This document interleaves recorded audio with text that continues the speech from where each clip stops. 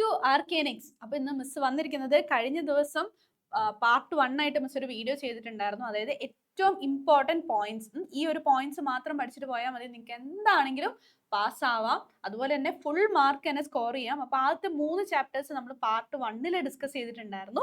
ഇനിയുള്ള 2 ചാപ്റ്റേഴ്സും കൂടി ഉണ്ട്. അതാണ് നമ്മൾ ഇന്ന് പാർട്ട് 2 ഡിസ്കസ് ചെയ്യാൻ പോകുന്നത്. അപ്പൊ പാർട്ട് 1 നിങ്ങൾ കണ്ടിട്ടില്ല എന്നുണ്ടെങ്കിൽ ആദ്യം പോയിട്ട് പാർട്ട് 1 കാണുക കേട്ടോ. ഓക്കെ, അപ്പൊ ഇന്നത്തെ 2 ചാപ്റ്റേഴ്സും വളരെ സിമ്പിൾ ആയിട്ടുള്ള ചാപ്റ്റേഴ്സ് ആണ്. ഒന്ന് നമ്മുടെ ഓർഗാനിസം ആൻഡ് പോപ്പുലേഷൻ, പിന്നെ അടുത്തത് നമ്മുടെ എക്കോസിസ്റ്റം. ഓക്കെ, അപ്പോൾ കമ്പാരിറ്റീവ്ലി എല്ലാ സബ്ജക്ട്സ് വെച്ച് നോക്കുമ്പോഴും ഏറ്റവും എളുപ്പമുള്ള 2 ചാപ്റ്റേഴ്സ് ചിലപ്പോൾ മേ ബി പ്ലസ് 2 ഇതാണ് നമുക്ക് പറയാം അല്ലെ. അത്രയും സിമ്പിൾ ആയിട്ടുള്ള കാര്യങ്ങൾ മാത്രമേ ഇതിനകത്ത് പഠിക്കാനുള്ളൂ. അപ്പൊ നിങ്ങൾക്ക് ഒത്തിരി ടൈം എടുത്ത് പഠിക്കേണ്ട ഒരു ആവശ്യം പോലും ഇല്ല. ഇന്ന് മിസ് പറഞ്ഞു തരുന്ന ആ പോയിന്റ്സ് മാത്രം നിങ്ങളൊന്ന് സ്ക്രീൻഷോട്ട് എടുത്ത് പിന്നെ ഒന്ന് ഷോർട്ട് നോട്ട് ഒന്ന് പ്രിപ്പയർ ചെയ്ത് പഠിച്ചു പോയാൽ മാത്രം മതി. നിങ്ങൾക്ക് എളുപ്പമായിട്ട് ബോട്ടണിക്ക് നല്ലൊരു സ്കോർ തന്നെ വാങ്ങിക്കാൻ പറ്റും. ഓക്കെ, അപ്പൊ നമുക്ക് സമയം കളയണ്ട. ഫസ്റ്റ് ഈ ഒരു പെർട്ടിക്കുലർ ചാപ്റ്ററിൽ ഏതൊക്കെയാണ് ഇമ്പോർട്ടന്റ് പോയിന്റ്സ് നോക്കാം. 20 പോയിന്റ്സ് പോലും ഈ ഒരു പെർട്ടിക്കുലർ ചാപ്റ്ററിൽ ഡിസ്കസ് ചെയ്യാനില്ല. അത്രയും സിമ്പിൾ ആയിട്ടുള്ള ചാപ്റ്റർ ആണ്. ഓക്കെ, അപ്പോൾ ഓർഗാനിസം ആൻഡ് പോപ്പുലേഷനിൽ നമുക്ക് ഓർത്തിരിക്കേണ്ട കുറച്ച് കാര്യങ്ങളുണ്ട്. അതിൽ ഫസ്റ്റ് പോയിന്റ് വരുന്നത് നമ്മുടെ പോപ്പുലേഷൻ ആട്രിബ്യൂട്ട്സ് ആണ്. അത് ഏതൊക്കെയാണെന്നുള്ളത് നിങ്ങളൊന്ന് ഓർത്തിരുന്നാൽ മതി. അങ്ങനെ ക്വസ്റ്റ്യൻസ് ഒന്നും വരാറില്ല, പക്ഷെ നിങ്ങളൊന്ന് ഓർത്തിരിക്കുക. എന്തൊക്കെയാണ്? ബർത്ത് റേറ്റും, അതുപോലെ ഡെത്ത് റേറ്റും, സെക്സ് റേഷ്യോ, പിന്നെ ഏജ് പിരമിഡ്. ഈ 4 കാര്യങ്ങളാണ് നമ്മുടെ പോപ്പുലേഷൻ ആട്രിബ്യൂട്ട് എന്ന് പറയുന്നത്. ഇനി ഏജ് പിരമിഡ്സ് ഏതൊക്കെയാണെന്നുള്ളത്, 3 ടൈപ്സ് ഓഫ് ഏജ് പിരമിഡ്സ് ആണുള്ളത്.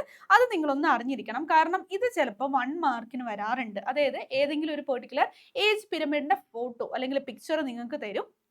എന്നിട്ട് ഇത് ഏതാണെന്ന് ചോദിക്കാറുണ്ട്. ചിലപ്പോൾ അത് 3ഉം തരാറുണ്ട്. ഇത് എന്തിനാ റെപ്രസെന്റ് ചെയ്യുന്നു എന്നുള്ള കാര്യങ്ങൾ ചോദിക്കാറുണ്ട്. ഓക്കെ, അപ്പൊ അത് നിങ്ങളൊന്ന് പഠിച്ചിരിക്കുക. പിന്നെ നമുക്ക് 3 സ്റ്റേജസ് ആണുള്ളത് അല്ലെ. പോസ്റ്റ് റീപ്രൊഡക്റ്റീവും അതുപോലെ തന്നെ പ്രീ റീപ്രൊഡക്റ്റീവ്, റൈറ്റ്? അങ്ങനെ 3 സ്റ്റേജസ് ആണ് നമ്മുടെ ഏജ് കൺസിഡർ ചെയ്യുമ്പോൾ ഇതിൽ നമ്മൾ പറയാറുള്ളത്. ഓക്കെ, അത് നിങ്ങൾ അറിഞ്ഞിരിക്കുക. അപ്പൊ എന്തൊക്കെയാണ് 3 എക്സ്പാൻഡിങ്ങും, സ്റ്റേബിളും, ഡിക്ലൈനിങ്ങും. അപ്പൊ ഈ 3 പിക്ചേഴ്സ് നിങ്ങൾ മറന്നു പോകരുത്. ഏതാണെന്നുള്ളത് നിങ്ങൾക്ക് മനസ്സിലാക്കാൻ പറ്റണം കാണുമ്പോൾ. ഓക്കെ, എക്സ്പാൻഡിങ് ആണോ, സ്റ്റേബിൾ ആണോ, ഡിക്ലൈനിങ് ആണോ എന്നുള്ളത്. ഓക്കെ, ഇനി വളരെ ഇമ്പോർട്ടന്റ് ആയിട്ടുള്ള ഒരു ടോപ്പിക് ആണ് കേട്ടോ മക്കളെ, ഫാക്ടേഴ്സ് അഫക്റ്റിംഗ് പോപ്പുലേഷൻ ഡെൻസിറ്റി. നിങ്ങൾ പ്രീവിയസ് ഇയറിൽ ക്വസ്റ്റ്യൻ പേപ്പേഴ്സ് എടുത്ത് നോക്കിയാൽ എപ്പോഴും നിങ്ങൾക്ക് കാണാൻ പറ്റുന്ന ഒരു ക്വസ്റ്റ്യൻ ആണ് ഈ factors affecting population density. Okay, 4 factors ആണ് നമുക്ക് വരുന്നത്. ഒന്ന് natality, mortality, immigration and emigration. Okay, അങ്ങനെ 4 ഫാക്ടേഴ്സ് ആണ്. ഇത് 4ഉം ഓരോന്നും എന്താണെന്നുള്ളത് നിങ്ങൾ അറിഞ്ഞിരിക്കണം. ചിലപ്പോൾ 1 മാർക്കിന് നിങ്ങൾക്ക് ഡെഫിനിഷൻസ് ചോദിക്കാറുണ്ട്. അതായത് ഇങ്ങനെ സബ് ക്വസ്റ്റ്യൻ ആയിട്ട് വരുമ്പോൾ അതിലൊന്ന് എന്താണ് നാറ്റാലിറ്റി, അല്ലെ ഡിഫറൻഷിയേറ്റ് ബിറ്റ്വീൻ നാറ്റാലിറ്റി ആൻഡ് മോർട്ടാലിറ്റി, ഇതൊക്കെ നിങ്ങളോട് ചോദിക്കാറുണ്ട്. അപ്പോൾ അതും നിങ്ങൾ അങ്ങനെ സെപ്പറേറ്റ് എഴുതാനുള്ള രീതിയിലും പഠിച്ചു വെക്കണം. ഓക്കെ, അപ്പോൾ അത് മിസ് എക്സ്പ്ലെയിൻ ചെയ്യുന്നില്ല, നിങ്ങൾ ഇതൊന്ന് ജസ്റ്റ് സ്ക്രീൻഷോട്ട് എടുത്ത് വെക്കുക. ഇതുപോലെ തന്നെ പഠിച്ചു പോകട്ടെ. ഏറ്റവും സിമ്പിൾ ആയിട്ടുള്ള ഡെഫിനിഷൻ ആണ് ഇവിടെ കൊടുത്തിരിക്കുന്നത്. ഓക്കെ, ഇനി അടുത്ത ഇമ്പോർട്ടൻ്റ് ആയിട്ടുള്ള ഒരു കാര്യമാണ് നമ്മുടെ പോപ്പുലേഷൻ ഡെൻസിറ്റി ഇൻക്രീസ് ചെയ്യാൻ സഹായിക്കുന്ന 2 ഫാക്ടേഴ്സ് ഏതാണെന്നും, അതുപോലെ തന്നെ പോപ്പുലേഷൻ ഡെൻസിറ്റി ഡിക്രീസ് ചെയ്യാൻ കാരണമാകുന്ന 2 ഫാക്ടേഴ്സ് ഏതാണെന്നും. ഇത് രണ്ടും നിങ്ങളോട് 1 മാർക്കിനൊക്കെ ചോദിക്കാറുണ്ട്. ഏതാണ്? നാറ്റാലിറ്റി ആൻഡ് ഇമിഗ്രേഷൻ ആണ് നമ്മുടെ പോപ്പുലേഷൻ ഡെൻസിറ്റി കൂട്ടുന്നത്. അതേസമയത്ത് മോർട്ടാലിറ്റി ആൻഡ് എമിഗ്രേഷൻ ആണ് നമ്മുടെ പോപ്പുലേഷൻ ഡെൻസിറ്റി കുറയ്ക്കുന്നത്. ഓക്കെ, ഇനി അടുത്ത ഇമ്പോർട്ടൻ്റ് ആയിട്ടുള്ള മറ്റൊരു പോയിന്റ് ആണ് ഈ പറഞ്ഞ equation. Okay, that equation is very very important. അതായത് ഇവിടെ നമ്മൾ n എന്നുള്ളത് പോപ്പുലേഷൻ ഡെൻസിറ്റി ആണ്, റൈറ്റ്? അതൊരു പെർട്ടിക്കുലർ ടൈം ടിയിലാണ്. ഓക്കെ, അപ്പൊ അങ്ങനെ ഒരു പെർട്ടിക്കുലർ ടൈം നമ്മൾ അവിടെ ആ ഒരു ഏരിയയിൽ എത്ര പോപ്പുലേഷൻ ഉണ്ട് എന്നതാണ് നമ്മൾ കൺസിഡർ ചെയ്യുന്നത് അല്ലെ. അതിനെയാണ് നമ്മൾ പോപ്പുലേഷൻ ഡെൻസിറ്റി എന്ന് പറയുന്നത്. അപ്പൊ n T+1 ടൈമിൽ എത്രയായിരിക്കും അവിടുത്തെ പോപ്പുലേഷൻ ഡെൻസിറ്റി എന്നത് കാൽക്കുലേറ്റ് ചെയ്യാനുള്ള ഒരു പെർട്ടിക്കുലർ ഇക്വേഷൻ ആണ് ഇവിടെ കൊടുത്തിരിക്കുന്നത്. ഓക്കെ, അപ്പൊ എന്താണ്? n × t + b + i - d + e. അപ്പൊ ഇതിൽ ഓരോന്നും എന്തിനെ റെപ്രസെന്റ് ചെയ്യുന്നു, ആ ഓരോ ടേംസ് എന്താണെന്നുള്ള കാര്യം നിങ്ങൾ നന്നായിട്ട് പഠിച്ചിരിക്കണം. അതും ചോദിക്കാറുണ്ട്. ഇത് ഓരോ ടേംസ് ഏതാണെന്ന് ഡിഫൈൻ ചെയ്യാനല്ല, ജസ്റ്റ് ടേംസ് ഏതാണെന്ന് ചോദിക്കാറുണ്ട്. ഡിഫൈൻ വേറെ തന്നെയാണ് നിങ്ങളോട് ചോദിക്കാറുള്ളത്. ഓക്കെ, അപ്പൊ അത് നിങ്ങൾ മറക്കരുത്. ഇക്വേഷൻ ചിലപ്പോൾ നിങ്ങളുടെ ക്വസ്റ്റ്യൻ പേപ്പറിൽ ഫുൾ ആയിട്ട് കൊടുത്തിട്ടുണ്ടാവും, ചിലപ്പോൾ പകുതിയായിട്ട് കൊടുത്തിട്ടുണ്ടാവും. അത് നിങ്ങളോട് എന്താണ് ഫില്ലപ്പ് ചെയ്യാൻ പറയും. ഇങ്ങനെയൊക്കെ മാറി മറിച്ചും ഒക്കെ എന്താണ് മാറ്റി മറിച്ചും ഒക്കെ ചോദിക്കുന്ന ഒരു പെർട്ടിക്കുലർ ക്വസ്റ്റ്യൻ ആണ്. So this is also very very important. Okay, അപ്പൊ അതിലെ ഓരോ ടേംസ് നിങ്ങൾ അറിഞ്ഞിരിക്കുക കേട്ടോ. പിന്നെ ഇവിടെ നിങ്ങൾക്ക് കാണാം ഒരു റെപ്രസെൻറ്റേഷൻ അല്ലെ, ഒരു പിക്ചോറിയൽ റെപ്രസെൻറ്റേഷൻ കാണാം. ഈ ഒരു പെർട്ടിക്കുലർ റെപ്രസെൻറ്റേഷൻ നിങ്ങളോട് ചോദിക്കാറുണ്ട്, ആ ഒരു ഫിഗർ നിങ്ങളോട് ചോദിക്കാറുണ്ട്. ഇതിൽ ഇതേപോലെ ഏതെങ്കിലുമൊക്കെ ബ്ലാങ്ക് ആയിട്ട് ഇടും, എന്നിട്ട് നിങ്ങളോട് അത് ഫില്ലപ്പ് ചെയ്യാൻ പറയും. അങ്ങനെ ചോദിക്കാറുണ്ട്. അപ്പൊ ഈ ഒരു പിക്ചർ അല്ലെങ്കിൽ ഈ ഒരു figure is very very important. അത് നിങ്ങൾ മറക്കരുത് കേട്ടോ മക്കളെ. ഓക്കെ, അതൊക്കെ വളരെ സിമ്പിൾ ആണ്. പക്ഷെ ഇവിടെ നിങ്ങൾ ശ്രദ്ധിക്കേണ്ട ഒരു കാര്യം, ഇവിടെ കണ്ടോ പ്ലസ് എന്നുള്ള സൈനും ഉണ്ട്, അതുപോലെ തന്നെ മൈനസ് എന്നുള്ള സൈനും ഉണ്ട്. ഓക്കെ, അങ്ങനെയാണ് ആരോ മാർക്ക് പോയിരിക്കുന്നത്. അപ്പൊ നിങ്ങൾ അങ്ങോട്ടും ഇങ്ങോട്ടും മാറരുത്. അതായത് പ്ലസിന്റെ സൈനിൽ പോയിട്ട് എമിഗ്രേഷൻ എഴുതരുത്. കാരണം എമിഗ്രേഷൻ എന്ന് പറഞ്ഞാൽ ഒരു ഹാബിറ്റാറ്റിൽ നിന്ന് പുറത്തേക്ക് പോകുന്ന സ്പീഷീസിന്റെ എണ്ണമാണ്. ഓക്കെ, അപ്പൊ നിങ്ങൾ ഇത് അവിടെ മുകളിൽ പോയി എഴുതാൻ പാടില്ല. അതുപോലെ ഇവിടെ പ്ലസ് എന്ന് പറയുമ്പോൾ നാറ്റാലിറ്റി തന്നെ എഴുതണം, അവിടെ കൊണ്ടുപോയിട്ട് മോർട്ടാലിറ്റി എഴുതരുത്. നിങ്ങൾക്കിപ്പം നാറ്റാലിറ്റി എന്താണ്, മോർട്ടാലിറ്റി, ഈ കാര്യങ്ങളൊക്കെ അറിയാം അല്ലെ, അതൊക്കെയാണ് പോപ്പുലേഷൻ ഡെൻസിറ്റിനെ അഫക്ട് ചെയ്യുന്ന ഫാക്ടേഴ്സ് എന്ന് പറയാം. പക്ഷേ ഈ ഒരു പിക്ചറിൽ ഈ പ്ലസും മൈനസും നോക്കി തന്നെ നിങ്ങളത് ഫില്ല് ചെയ്യാൻ ശ്രദ്ധിക്കണം, അല്ലാന്നുണ്ട് നിങ്ങളുടെ മാർക്ക് പോകും. കാരണം അത് ഭയങ്കര തെറ്റാണ്, റൈറ്റ്? ഓക്കെ, ആ ഒരു കാര്യം മാത്രം അവിടെ ശ്രദ്ധിച്ചാൽ മതി. അങ്ങനെയാണെങ്കിൽ ആ ഒരു പെർട്ടിക്കുലർ ക്വസ്റ്റിന് 2 മാർക്ക് ഒക്കെ ആയിട്ടാണ് ഈ ക്വസ്റ്റ്യൻ പലപ്പോഴും ചോദിക്കാറ്, അതിന് ഫുൾ മാർക്ക് സ്കോർ ചെയ്യാം. ഓക്കെ, ഇനി നെക്സ്റ്റ് ഇമ്പോർട്ടൻ്റ് ആയിട്ടുള്ള ടോപ്പിക് എന്ന് പറയുന്നത് നമ്മുടെ പോപ്പുലേഷൻ ഗ്രോത്ത് മോഡൽസ് ആണ്. അപ്പൊ അവിടെ 2 മോഡൽസ് ആണ് നമുക്കുള്ളത്. ഒന്ന് എക്സ്പോണൻഷ്യൽ ഗ്രോത്ത് മോഡലും ഉണ്ട്, അല്ലെങ്കിൽ ജെ ഷേപ്ഡ് ആയിട്ടുള്ള കർവും. പിന്നെ എന്താണ്, നമുക്ക് നമ്മുടെ സിഗ്മോയിഡ് കർവ് അല്ലെങ്കിൽ എസ് ഷേപ്ഡ് ഗ്രോത്ത് കർവും ഉണ്ട്. ഓക്കെ, അപ്പൊ അവിടെ എക്സ്പോണൻഷ്യൽ എന്താണെന്ന് അങ്ങനെ അധികം ചോദിച്ചു കണ്ടിട്ടില്ല. പക്ഷെ കൂടുതലും എന്താണ് നമ്മളോട് ഈ എസ് ഷേപ്ഡ് ആണ് ചോദിക്കാറുള്ളത്. സിഗ്മോയിഡ് ആണ് ഏറ്റവും കൂടുതൽ ചോദിക്കാറുള്ളത്, അല്ലെങ്കിൽ ലോഗിസ്റ്റിക് ഗ്രോത്ത് മോഡൽ ആണ്. അത് നിങ്ങൾ എന്താണേലും പഠിച്ചിരിക്കണം. ഈ ഒരു ഇക്വേഷൻസ് അങ്ങനെ ചോദിക്കാറില്ല, പക്ഷെ നിങ്ങളോട് ചോദിക്കുന്നത് ഈ ഒരു പെർട്ടിക്കുലർ ഗ്രാഫ് ആണ്. ഈ ഗ്രാഫ് നിങ്ങളോട് ചോദിക്കാറുണ്ട്, ഇത് എന്തിനെ റെപ്രസെന്റ് ചെയ്യുന്നു, ഏത് ഗ്രോത്ത് മോഡലിനെ റെപ്രസെന്റ് ചെയ്യുന്നു. ചിലപ്പോൾ ഒന്ന് മാത്രമായിരിക്കും തന്നിട്ടുണ്ടാവും, അല്ലെങ്കിൽ എ എന്നും ബി എന്നും കൊടുത്തിട്ടുണ്ടാവും. അത് എ എന്തിനെ റെപ്രസെന്റ് ചെയ്യുന്നു, ബി എന്തിനെ റെപ്രസെന്റ് ചെയ്യുന്നു, അങ്ങനെ നിങ്ങളോട് ചോദിക്കാറുണ്ട്. അത് രണ്ടും എന്താണ്, നമ്മുടെ ഗ്രോത്ത് മോഡൽസ് ആണ്. ഓക്കെ, പിന്നെ നിങ്ങളോട് ചോദിക്കാറുള്ള മറ്റൊരു പോയിന്റ് ആണ്, എന്താണ് ക്യാരിങ് കപ്പാസിറ്റി എന്ന് പറയുന്നത്. എന്താണ് carrying capacity? The maximum number of individuals of A species that the environment can carry and sustain. Okay, ഒരു പെർട്ടിക്കുലർ ഏരിയയിൽ അതിന് ക്യാരി ചെയ്യാൻ പറ്റുന്ന ആ മാക്സിമം നമ്പറിനെയാണ് നമ്മൾ ക്യാരിങ് കപ്പാസിറ്റി എന്ന് പറയുന്നത്. അതും നിങ്ങളോട് 1 മാർക്കിനൊക്കെ ചിലപ്പോൾ ചോദിക്കാറുണ്ട്, എന്താണ് ക്യാരിങ് കപ്പാസിറ്റി എന്നുള്ളത്. ഈ സബ് ക്വസ്റ്റ്യൻസ് വരാറുണ്ടല്ലോ, അതിൽ ചോദിക്കാറുണ്ട് കേട്ടോ.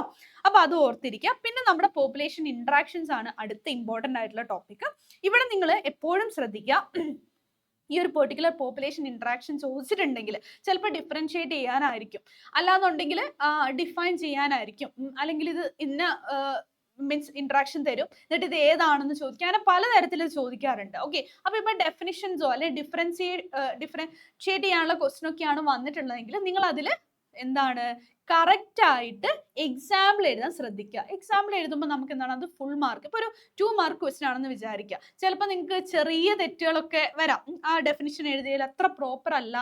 മ്യൂച്വലിസം എക്സാമ്പിൾ എടുക്കുക. അപ്പൊ നിങ്ങൾ ആ ഒരു മ്യൂച്വലിസത്തിൽ സ്പീഷീസ് എയും എന്താണ് പോസിറ്റീവ് ആണ്, സ്പീഷീസ് ബിയും പോസിറ്റീവ് ആണ്. അപ്പൊ നിങ്ങൾ ആ എഴുതി വരുമ്പോൾ എന്തെങ്കിലും ഒരു ചെറിയ എറർ വന്നാൽ പോലും നിങ്ങൾ കറക്റ്റ് ആയിട്ട് അവിടെ ഒരു എക്സാമ്പിൾ കൊടുത്തിട്ടുണ്ടെങ്കിൽ അതിന് ഫുൾ മാർക്ക് തന്നെ തരും. അതായത് അല്ലെങ്കിൽ ഒരു ഹാഫ് മാർക്ക് അവിടെ നിന്ന് ചിലപ്പോൾ കട്ട് ചെയ്യാൻ ചാൻസ് ഉണ്ട്. അപ്പൊ ആ ഹാഫ് മാർക്ക് പോലും പോകാതിരിക്കാൻ വേണ്ടിയിട്ടാണ് മിസ് പറഞ്ഞത് നിങ്ങൾ ഒരു എക്സാമ്പിളും കൂടെ ആഡ് ചെയ്യുക. ഓക്കെ, അപ്പൊ മ്യൂച്വലിസം, പാരസൈറ്റിസം, പ്രെഡേഷൻ, അതുപോലെ എന്താണ് നമ്മുടെ കമൻസാലിസം, കോമ്പറ്റീഷൻ, അമൻസാലിസം, ഇത്ര എണ്ണമാണ്. ഈ ഇന്ററാക്ഷൻസ് എല്ലാം മാറി മാറി ഓരോ ക്വസ്റ്റ്യൻ പേപ്പറിൽ ചോദിക്കാറുണ്ട്. ഓക്കെ, അപ്പൊ ഈ വർഷം ഏതാണ് നമ്മളോട് ചോദിക്കുന്നത് നമുക്കറിയില്ല. അതുകൊണ്ട് ഇതെല്ലാം നിങ്ങൾ ഒരേപോലെ തന്നെ പഠിച്ചു പോകുക. നിങ്ങൾ പ്രാക്ടിക്കൽ എക്സാമിനൊക്കെ ഇത് പഠിച്ചതാണ്, നിങ്ങൾക്ക് അറിയുന്നതാണ്, ബട്ട് സ്റ്റിൽ നിങ്ങൾ ഒന്നും കൂടെ റിവൈസ് ചെയ്യുക കേട്ടോ.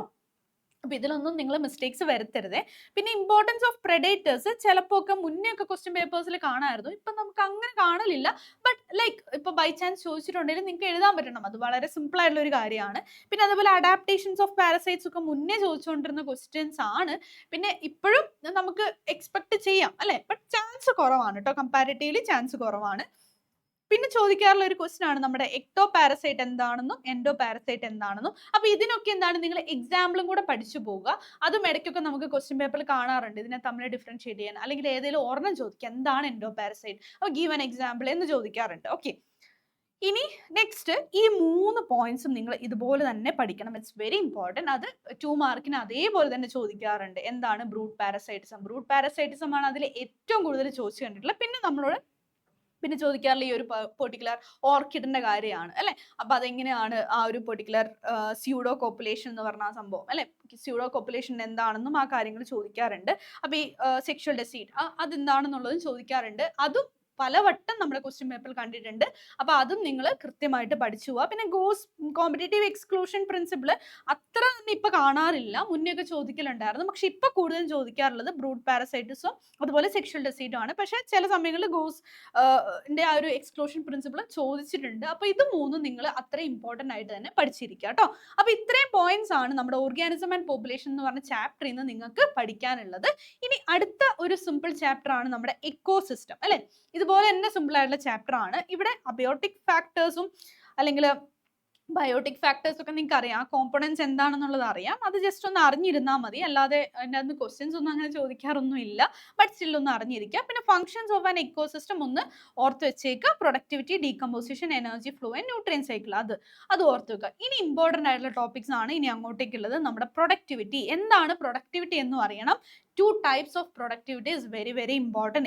എപ്പോഴും ക്വസ്റ്റ്യൻ ചോദിക്കാറുണ്ട്. സിമ്പിൾ ആയിട്ടുള്ള കാര്യമാണ്, പക്ഷെ നിങ്ങളോട് എപ്പോഴും GPP NPP ചോദിക്കാറുണ്ട്.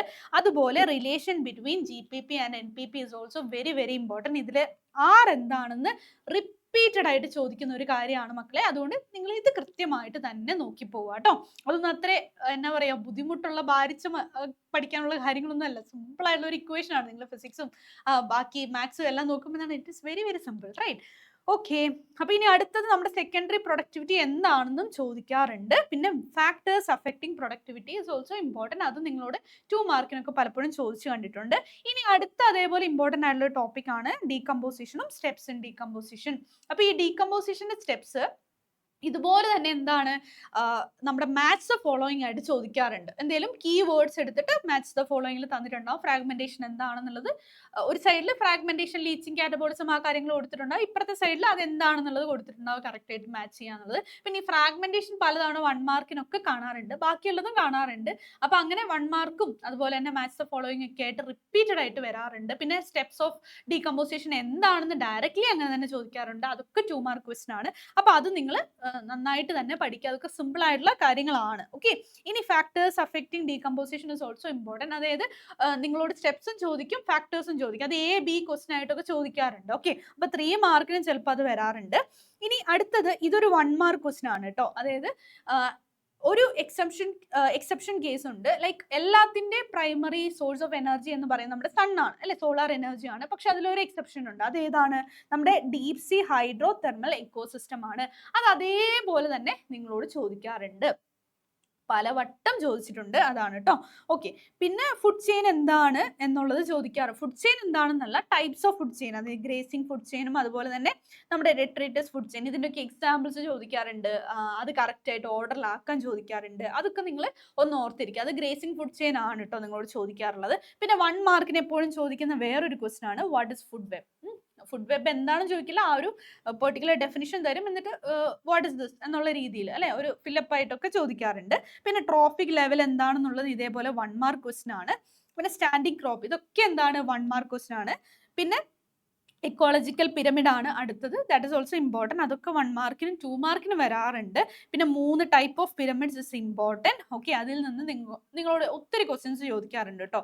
അപ്പോൾ പിരമിഡ് ഓഫ് നമ്പർ, ഇതിന് നിങ്ങൾക്ക് ചിലപ്പോൾ എന്താണ് ഈ നമ്പേഴ്സ് ഇങ്ങനെ തരും ഒരു ടേബിളിൽ, നിങ്ങളോട് അതിൻ്റെ പിരമിഡ് കറക്റ്റ് ആയിട്ട് വരയ്ക്കാൻ ചോദിക്കാറുണ്ട്. അപ്പം ഒരു കാര്യം മാത്രം ശ്രദ്ധിച്ചാൽ മതി, ഏറ്റവും അടിയിൽ എന്താണ് പ്രൈമറി പ്രൊഡ്യൂസേഴ്സ് ആണ് വരുന്നത്. അപ്പോൾ അതിനനുസരിച്ച് എന്താണ് മുകളിലേക്ക് ഓരോന്ന് കൊടുക്കുക, ആ നമ്പേഴ്സ് അങ്ങനെ കൊടുക്കുക. എന്നിട്ടൊന്ന് ജസ്റ്റ് ആ സിമ്പിൾ ആയിട്ടുള്ള പിരമിഡ് വരച്ചാൽ മതി. ഓക്കെ. അപ്പൊ ഈ നമ്പർ കുറയുന്നതനുസരിച്ച് എന്താണ് നമ്മൾ ഇതിന്റെ ഈ ഒരു ബോക്സിന്റെ സൈസും കുറയണം എന്നുള്ള കാര്യം നിങ്ങളൊന്ന് ശ്രദ്ധിക്കുക. Okay, fine. ഇനി അടുത്തത് നമ്മുടെ പിരമിഡ് ഓഫ് ബയോമാസ് ആണ്. അത് ഇതേപോലെ തന്നെ ചോദിക്കാറുണ്ട്. പിന്നെ ചോദിക്കാറുള്ള ഒരു ക്വസ്റ്റ്യൻ എന്ന് പറയുന്നത് നമ്മുടെ പിരമിഡ് ഓഫ് എനർജി എന്തുകൊണ്ടാണ് എപ്പോഴും അപ്രൈറ്റ് ആയിട്ട് കാണുന്നത്? കാരണം നമുക്കറിയാം എന്താണ് പ്രൈമറി പ്രൊഡ്യൂസേഴ്സിൽ നിന്നാണ് എനർജി മുകളിലേക്ക് ട്രാൻസ്ഫർ ചെയ്ത് പോകുന്നത് അല്ലേ. അപ്പൊ അത് എന്തുകൊണ്ടാണെന്നുള്ളത് ആ ഒരു പെർട്ടിക്കുലർ ക്വസ്റ്റൻ അതേപോലെ ഇവിടെ കൊടുത്തിട്ടുണ്ട്. Pyramid of energy is always upright, evaluate the statement. Okay, that statement is very very important. ആ സ്റ്റേറ്റ്മെന്റ് അതുപോലെ തന്നെ ക്വസ്റ്റൻ ആയിട്ട് എപ്പോഴും ചോദിക്കാറുള്ളതാണ്. അപ്പൊ ഇത്രയും കാര്യങ്ങൾ, ഇത്രയും പോയിന്റ്സ് നിങ്ങൾ ഈ ചാപ്റ്ററിൽ നിന്നും അതുപോലെ മിസ് മുന്നേ ബാക്കി ചാപ്റ്റേഴ്സ് ചെയ്തിട്ടുണ്ടായിരുന്നു, ആ ചാപ്റ്റേഴ്സിൽ നിന്ന് അത്രയും പോയിന്റ്സും പഠിച്ചു കഴിഞ്ഞാൽ ബോട്ടണി നമുക്ക് +2 സുഖമായിട്ട് ഫുൾ മാർക്ക് തന്നെ സ്കോർ ചെയ്യാം. ഇനി അഥവാ +1 ആർക്കെങ്കിലും ഒക്കെ A+ പോയിട്ടുണ്ടെങ്കിൽ നോ വറീസ്, ഈ വർഷം നിങ്ങൾ കറക്റ്റ് ആയിട്ട് പഠിച്ചാൽ മതി. +2 ആ മാർക്ക് അത്രയും കൂടെ കൂടുതൽ കിട്ടിയിട്ടുണ്ടെങ്കിൽ നിങ്ങൾക്ക് അത് ബാലൻസ് ചെയ്ത് നല്ലൊരു പെർസെൻറ്റേജിലേക്ക് എത്തിക്കാം, A+ലേക്ക് തന്നെ എത്തിക്കാം. കാരണം നമുക്ക് എളുപ്പത്തിൽ സ്കോർ ചെയ്യാൻ പറ്റുന്ന ഒരു സബ്ജക്റ്റ് ആണല്ലോ നമ്മുടെ ബോട്ടണി എന്ന് പറയുന്നത്. സുവോളജി കമ്പാരിറ്റീവ്ലി വലിയ കുഴപ്പമില്ല, ചിലർക്ക് സുവോളജി ടഫ് ആയിട്ടുണ്ട്. ബട്ട് സ്റ്റിൽ എന്താണ്, രണ്ടും കൂടെ ഒന്ന് ഒത്തുപിടിച്ച് കഴിഞ്ഞാൽ എന്താണ്, നിങ്ങൾക്ക് നല്ല മാർക്ക് കിട്ടും. റൈറ്റ്? ഓക്കെ. അപ്പോൾ മീൻസ് ബയോളജി റിലേറ്റഡ് ആയിട്ടുള്ള ഫീൽഡിലേക്കൊക്കെ പോകുന്നവരുണ്ടെങ്കിൽ ഫുൾ മാർക്ക് തന്നെ സ്കോർ ചെയ്യാൻ ശ്രദ്ധിക്കുക കേട്ടോ. ഓക്കെ, അപ്പൊ അത് ക്ലിയർ ആണെന്ന് വിചാരിക്കുന്നു. അപ്പൊ എല്ലാവരും നന്നായിട്ട് മോഡൽ എക്സാമും അതുപോലെ വരുന്ന മെയിൻ എക്സാമും ഒക്കെ അടിപൊളിയായിട്ട് എഴുതുക.